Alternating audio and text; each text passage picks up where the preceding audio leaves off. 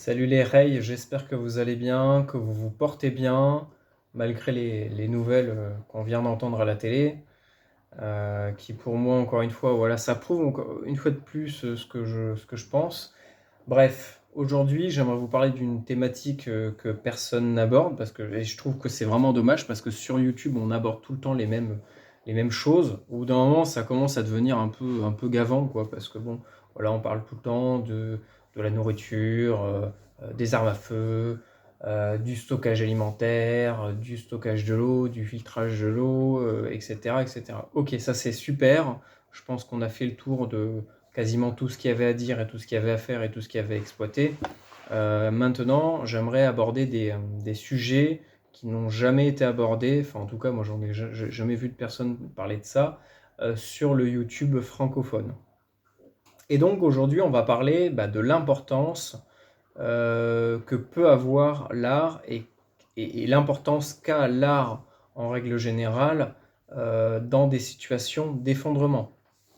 Let's fan out. Alors, ce que pas mal de gens oublient, c'est que durant des périodes d'effondrement, dès qu'il y a un effondrement et dès que c'est la merde, hein, il n'y a pas d'autre mot, dès que c'est la merde dehors, eh ben, on a un niveau de stress qui est beaucoup plus élevé que la moyenne. Alors déjà qu'il y a des gens qui ont des métiers stressants, qui vivent dans des milieux stressants, voilà, qui ont une vie stressante déjà de base par rapport à leur vie de famille, par rapport à plein de critères différents. Ouais, Mouchi, il a fait. Eh ben, t'as failli te rétamer, toi, hein, je t'ai vu. Eh bien, ça rajoute du stress supplémentaire. Et en fait, personne n'en parle de ça. Personne ne parle du stress et de comment réussir à extérioriser ce stress-là. Alors bon, vous avez des méthodes on va dire plutôt conventionnel. Vous avez les gens qui sont sous des médocs, qui prennent des médocs. Vous avez des gens qui fument, vous avez les gens qui boivent, vous avez les gens qui pètent un câble dans leur tête et qui font n'importe quoi.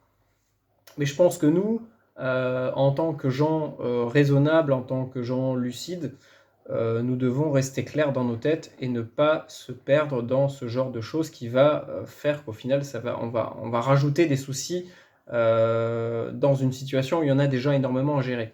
Donc il faut plutôt rester lucide tout en réussissant à s'évader intérieurement dans des choses, dans d'autres choses.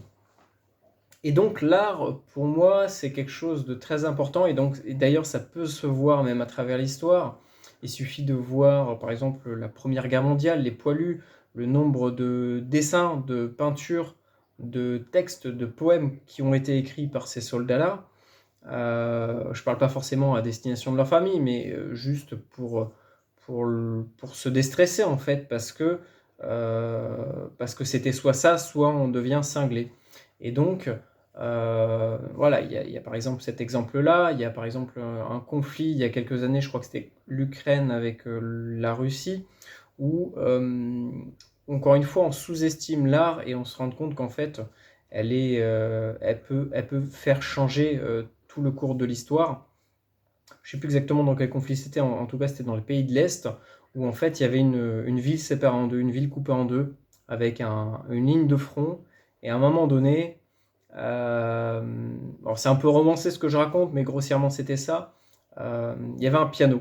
Il y avait un piano sur cette avenue-là, sur cette rue, et en fait un soldat s'est rendu, est allé jouer du piano en fait, et tout le monde s'est réuni autour. Et c'était vraiment, vous chercherez sur internet, c'est vraiment des moments touchants. Et c'est là qu'on se rend compte que dans ces moments-là, dans les pires moments, ce genre d'art, d'expression peut, peut énormément résonner à l'intérieur des gens et peut énormément les toucher, peut énormément les faire changer intérieurement, bien sûr en bien ou en mal. Et là, le but, c'est que ça se passe, que ça les change en bien. Vous avez par exemple, à l'inverse, pendant la Deuxième Guerre mondiale, eh ben, on balançait de la musique toute la journée en boucle pour saouler les autres. Enfin voilà, bref. Ça, c'est un autre exemple, un peu un contre-exemple. Mais voilà, on peut prendre aussi dans des situations dégradées comme les taulards, les prisonniers. Et ben, leur seul moyen de s'évader, dans les moments où ils sont enfermés physiquement dans un endroit, et ben, c'est de s'évader intérieurement par, par de la musique, par de la littérature, par des dessins, par le tatouage. Le tatouage, c'est quelque chose qui est vraiment très intéressant. Et je voulais justement parler de ça aussi, d'essayer de rebondir un petit peu sur le tatouage. Et ben, par exemple, dans des moments où, comme ça, où il se passe énormément de choses, où les gens sont énormément bouleversés, souvent c'est des périodes charnières où les gens ont besoin également de le marquer, de le marquer sur leur corps, de marquer un changement, de marquer une appartenance. Et donc, c'est pour ça que le tatouage, dans le milieu pénitentiaire, est énormément connu et reconnu. Aujourd'hui, ça commence à être reconnu à travers le monde. Les marins, vous prenez l'exemple des marins, les premiers tatoués, c'était des marins, c'était des taulards et des marins, parce qu'ils avaient besoin de marquer en souvenir à leur femme, à leur famille, à leur mère, etc. Eh bien, ils avaient besoin d'avoir des tatouages sur eux pour marquer certaines choses. Les prisonniers russes, par exemple, euh, par provocation envers les gardiens pénitentiaires, se mettaient des lignes, par exemple, autour du cou, se mettaient des lignes autour des poignets, euh, comme les lignes dont on se sert pour dire à quel endroit il faut couper, en fait. Avec des mots, des slogans, enfin bref. Voilà, le tatouage a une très longue histoire, très très variée, qui touche plein de domaines différents, mais ça montre à quel point l'art et par exemple le tatouage ou la peinture ou la musique a vraiment une place très très importante dans des situations comme ça où les gens sont pour la plupart du temps désespérés, à bout, fatigués, épuisés. Et le fait d'entendre une musique, de se faire tatouer, de peindre, de voir une peinture, de jouer de la musique ou de l'entendre, eh ben, ça va les réanimer, ça va leur donner du baume au cœur et ça va leur permettre d'avancer et voilà, d'avoir un moment d'évadation, si on peut dire ça comme ça. Et voilà, je pense que l'art, vraiment, ce n'est pas du tout à négliger, bien au contraire. Donc, moi, dans mon petit kit que j'ai tout le temps sur moi, et ben, enfin, dès que je pars en rando, pas dès que je pars en ville, mais dès que je pars longtemps en extérieur, et bien, par exemple, j'ai ça. C'est un petit kit aquarelle avec tout ce qu'il faut dedans. Donc là, on a les petits plateaux pour mettre ces mélanges d'aquarelle. On a les couleurs, donc là j'en ai rechargé. Donc on a une réserve d'eau, on a un petit pinceau, on a un bac à eau. Et donc ça prend pas de place. On prend n'importe quel bout de papier et on peut se vider la tête quand ça va pas. Euh, un peu plus encombrant, mais encore une fois, là c'est sur des modèles un peu plus modernes, mais les machines à tatouer. Les machines à tatouer, je pense que ça peut être un gagne-pain plutôt facile pour les gens qui savent tatouer et qui savent dessiner. Vous voyez, voilà, avec ça déjà, une alimentation, ou même juste une aiguille stérile, ou même pas stérile, hein. À l'époque, ils faisaient pas ça avec des trucs 100% stériles. Euh, voilà, si on sait dessiner, si on sait tatouer, eh ben on peut aussi avoir une certaine place, une certaine reconnaissance de la part d'autres personnes par rapport à ce qu'on va leur apporter. Parce qu'il faut savoir que le tatouage, j'ai pratiqué le tatouage pendant à peu près une année dans un salon. Bon, bref, ça s'est pas très bien passé parce que au niveau, euh, pas de la logistique, mais au niveau de quel était mon rôle réel au sein de ce salon-là, bon, ça m'a déplu. Mais ça n'empêche que voilà, j'ai pu pratiquer par exemple le tatouage durant un peu plus d'un an, puis après je tatouais à côté des collègues, des amis, ma famille, etc.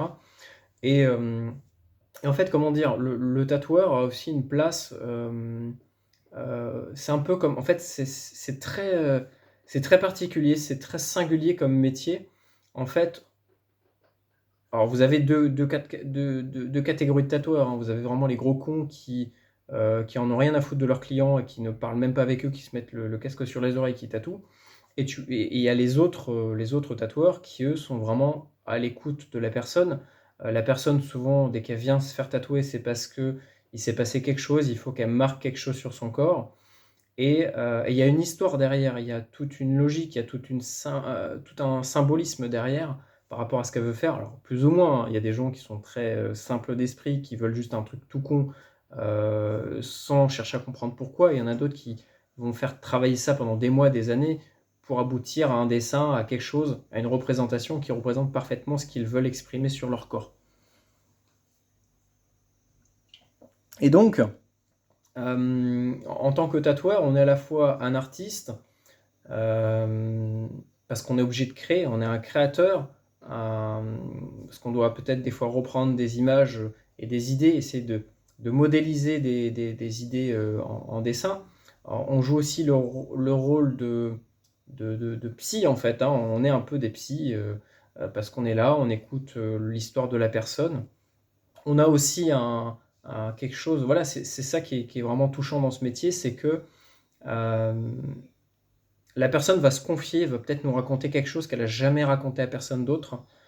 Mais ça restera dans, voilà, tout ce qu'on a pu me raconter. Moi, ça reste dans la petite pièce dans laquelle on tatoue. Et une fois qu'on sort de cette pièce-là, euh, eh ben, c'est pas que c'est fini, mais c'est que voilà, ça ne sort pas de cette pièce-là. Et des fois, ça permet de créer des relations avec des personnes euh, avec qui de base on n'a peut-être rien en commun. Et en fait, on se rend compte qu'on est d'accord sur plein de choses. Ça permet de voilà, découvrir des nouvelles personnes. Et je trouve que c'est super. Ça fait du bien aux gens. De notre côté à nous, ça nous permet de s'améliorer dans ce qu'on fait, de aussi manger hein, à la fin du mois, sur tout ça. Mais voilà, je pense que c'est un métier vraiment où tout le monde est gagnant et c'est un métier qui sera en fait, même s'il n'est pas forcément nécessaire dans le sens, c'est pas une priorité absolue, ça sera toujours quelque chose de nécessaire depuis quasiment que l'humanité connaît l'aiguille et l'encre. Il y a des gens tatoués en fait. Ça fait plus de 5000 ans que les tatouages existent. Parce que derrière, il y a soit un symbolisme religieux, soit une appartenance à un groupe, à des revendications, à un moment passé, à quelqu'un qu'on a perdu. Enfin, voilà, il y a plein de choses derrière tout ça. Et les gens auront toujours besoin d'exprimer certaines choses à travers des symboles, à travers des images qu'ils vont se faire tatouer. Donc pour moi, le tatouage, c'est vraiment quelque chose qui a de l'avenir en fait, hein. Même si comme ça peut sembler vraiment inutile au premier abord, et ben voilà, je suis sûr que quasiment tous ceux qui me regardent, ils ont, vous avez des tatouages. Pourquoi est-ce que vous faites tatouer? Si c'est inutile, pourquoi se faire tatouer? C'est que derrière, il y a une réelle utilité comme l'art en fait. L'art en général a une utilité pour faire peut-être passer des messages aussi, pour faire passer un message de manière plus ou moins subtile, plus ou moins hermétique, euh, ou au contraire plus ou moins choquant. Et, euh, et voilà, l'art a vraiment une très grande importance, à mes yeux, hein, en tout cas, c'est mon point de vue, que ce soit au niveau des méthodes pour déstresser, pour se vider la tête, pour extérioriser quelque chose, sans faire des conneries. Mais à la fois, ça peut aussi être un gagne-pain. C'est vrai que les dessins, c'est un peu plus compliqué de vendre des dessins. Déjà en temps normal, c'est très compliqué de vendre des dessins. Donc en temps de crise, c'est vrai que voilà. Donc à la rigueur, pour ceux qui font du dessin, qui sont forts en dessin, moi ce que je peux vous recommander, c'est de vous tourner plutôt vers du tatouage. Alors, je vais peut-être finir là-dessus, parce que voilà, je pense que j'ai fait un petit peu le tour de l'art hein, en général, donc ça peut être voilà, la musique, les films, mais bon, les films ça va être plus compliqué à les tourner, mais ça peut être aussi voilà, les films durant les grandes guerres, et ben ça servait de propagande, ou alors au contraire pour se foutre de la tronche de quelqu'un, ou de l'ennemi. Enfin voilà, l'art a vraiment une importance cruciale parce que ça permet de faire passer un message. Ça peut être aussi du théâtre, hein.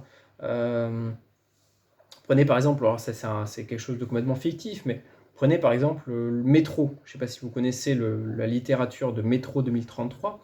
Et ben même dans les jeux Métro, le théâtre est énormément mis en avant dans les métros moscoviques, en fait. Dans- parce que, parce que c'est la télé, en fait. C'est la télé de l'époque, le théâtre. Et c'est la télé du futur, parce qu'au bout d'un moment, la télé n'existera plus. Les ordinateurs, les réseaux Internet n'existeront plus. Il y a bien un moment donné où tout ça va s'arrêter, d'une manière ou d'une autre. Et la télé de l'époque, eh ben, c'était les gens qui contaient des histoires et c'était les théâtres dans lesquels on faisait des spectacles qui avaient des messages. Euh, donc voilà, l'art, c'est vraiment pas apprendre ça à, de se dire voilà, ça n'a aucune importance. Pour vous donner un exemple tout simple, pour imaginer un petit peu ce que je suis en train de vous dire depuis tout à l'heure, euh, imaginez, voilà, vous êtes dans une situation de stress où vous êtes enfermé chez vous et un stress vraiment intense et vous avez envie de vous vider la tête. Vos littératures, vos seuls bouquins, ça va être sur les BAD, sur la permaculture, sur la défense, sur la survie. Toutes les vidéos que vous regardez, enfin non, on va couper les médias. À la télé, on va vous parler de quoi? De catastrophes, de machins, de trucs qui vont juste vous stresser encore plus. Vous n'avez rien pour dessiner, donc euh, vous ne pouvez pas vous exprimer comme ça. Donc qu'est-ce qui vous reste en fait? Qu'est-ce qui vous reste concrètement pour déstresser? À part peut-être faire du yoga ou faire du sport, mais bon, si vous êtes enfermé, encore une fois, c'est ça le souci, c'est que il vous reste pas grand-chose. Donc l'art est vraiment très important, ça peut aussi permettre voilà, des gens de trouver des talents cachés, bah tiens, moi je suis fort en guitare, moi je suis fort en tel truc. Et, et voilà la puissance de l'art en fait. Et c'est vraiment pas à prendre à la légère, enfin pas prendre à la légère, mais je pense que c'est pas du tout à négliger dans notre préparation ou même dans notre vie quotidienne, hein, parce que aujourd'hui la vie c'est de la survie, hein, par rapport à plein de choses différentes. Aujourd'hui on essaie de survivre de plus en plus. Les gens vont se tourner de plus en plus vers de la survie moderne, mais de la survie quand même. Enfin voilà, j'espère que cette vidéo vous a plu. J'essaie de faire du contenu un peu différent de ce qu'on peut trouver sur Internet. Donc si vous avez des sujets à me proposer, bah, n'hésitez pas à le faire. Euh, voilà, soyez des artistes, tournez-vous vers du tatouage. Si vous aimez dessiner, je pense que c'est quelque chose qui aura toujours une certaine valeur aux yeux des gens. Et ça peut aussi vous permettre voilà, de vous faire une place euh, voilà, auprès des gens. Bref, allez, prenez soin de vous les rails. Je vous dis à une prochaine. Et voilà, hein, c'est tout. Ciao.